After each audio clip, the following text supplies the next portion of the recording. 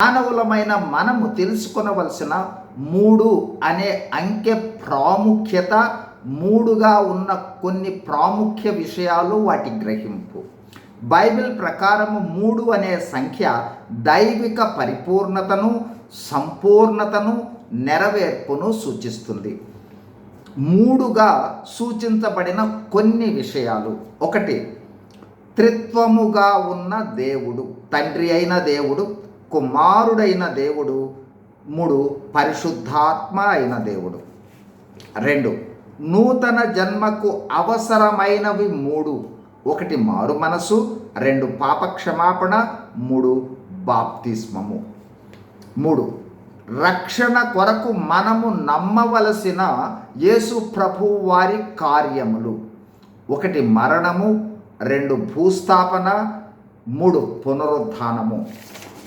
4, రక్షణలోని 3 దశలు: 1, నీతిమంతులుగా తీర్చబడుట, 2, పవిత్రులుగా జీవించుట, 3, మహిమా ప్రవేశము, మహిమలో ప్రవేశించుట.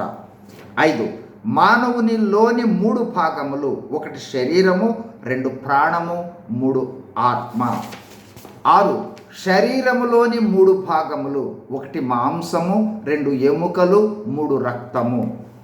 7, ప్రాణములో 3 భాగములు: 1, మనస్సు, 2, చిత్తము, 3, ఆవేశము లేదా ఉద్రేకములు.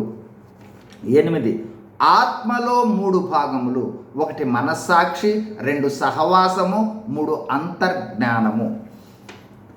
9, క్రైస్తవులలో నిలిచి ఉండు 3 శాశ్వత ఆధ్యాత్మిక లక్షణాలు: 1, విశ్వాసము, 2, నిరీక్షణ, 3, ప్రేమ. 10, యేసు ప్రభువును సూచించు జ్ఞానులు తెచ్చిన 3 బహుమానములు: 1, బంగారము, 2, సాంబ్రాణి, 3, బోళము. 11, చివరిగా యేసు ప్రభువు వారి రహస్య రాకడ తరువాత భూమి మీద పరిపాలన చేయు దుష్టత్రయము: 1, సాతాను, 2, అంత్యక్రీస్తు, 3, అబద్ధపు ప్రవక్త. మనం ధ్యానిస్తే మరిన్ని విషయాలను తెలుసుకొనగలము. God is in you, God is with you, God bless you. Thank you.